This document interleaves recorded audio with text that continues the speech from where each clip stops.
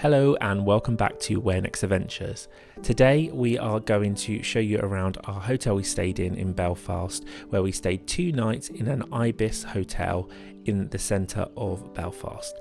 This cost us £142.10 for 2 nights in a standard double on the second floor. First impressions were that the hotel was in a bit of a weird location on not the nicest road. However, when entering the hotel, it was nice and modern. It had a bar. It also had an area where you could get pizza 24 hours a day, which is also good. We didn't get that, but it's there if you wanted pizza. So as I just mentioned, we were on the second floor.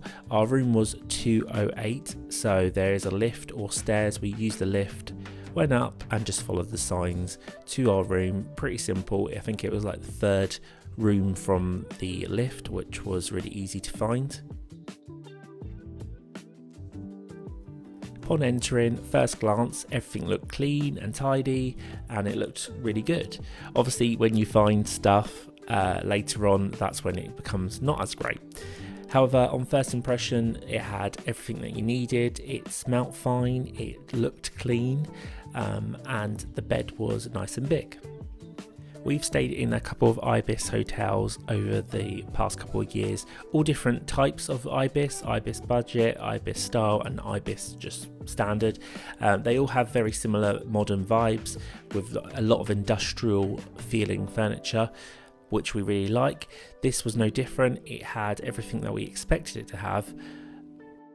The view was of this street with a pub, a working man's club and a tattoo parlour, which there was a lot of people that gathered outside. Luckily it wasn't too loud.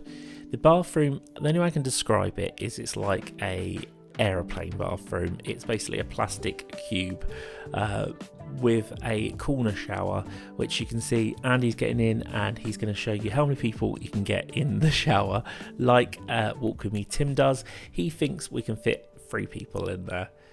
Not that I would, but it's not the smallest shower in the world, but it was okay. There was a tea and coffee making area with coffees and teas, milk and biscuits, which were replenished the next day as well because we were there for 2 nights.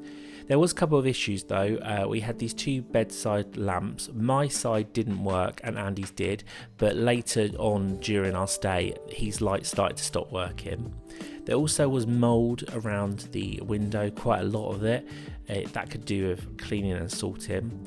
There was positive, the positive was there was aircon, which you control the heat and cold. So if you did want it really cold, you could. If you wanted it hot, it would warm up. It wasn't the quietest, but overall the cleanliness in the room wasn't great. It was quite dusty. There was scratches, there was dents. As you can see, this plug, the bonus is there's 2 USB ports for the plug, which is really good if you don't want to bring the adapter, but it's scratched to high heaven.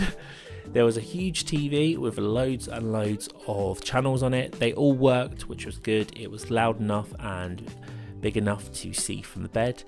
There was a handy hairdryer, which was placed on one of the shelves. However, you need to plug it in by the mirror, which is the opposite side of the room, but there is a plug underneath the mirror, so if you did need to do your hair or anything, you could do it there.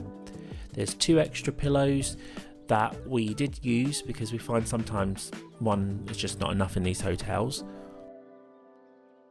There was a couple of coat hangers, 4 coat hangers, and then 2 trouser hangers just on this open wardrobe. And then there is a desk area with a not so comfortable seat, but it does the job. If you did need to do any work or just wanted to sit there, there is that option. There is a sticker on the desk saying that if you need any help or room service or whatever, you need to WhatsApp them because they don't have a phone in the room, which was absolutely fine. We didn't need to use this. As previously mentioned, there is a lot of scratches, dents and weird stains. We didn't catch one of them, but there is this like weird sticky stain by the mirror, which was not cleaned up. So overall, when you look a bit carefully, there was quite a lot of grubbiness everywhere. The bed itself was an interesting one. It wasn't really uncomfortable, but it wasn't super comfortable either. Upon inspection, it was like a mattress topper on top of like a mattress which was more like a base of a bed. So yeah, it wasn't the most comfortable sleep we've had, but the pillows were good and the duvet was big enough for both of us. There was blackout curtains, however light did shine through on the end, but they did the job and made the room dark enough. So overall, our impressions are we probably wouldn't stay there again. It was good for the value. I mean, £142.10 for 2 nights is pretty good. It could do with a good tidy and clean, and the location could be a little bit better on what road it's on. It was really easy to walk into the city centre from there, literally 1 to 2 minute walk and you were right there. I hope you enjoyed our little review of the Ibis Hotel in Belfast.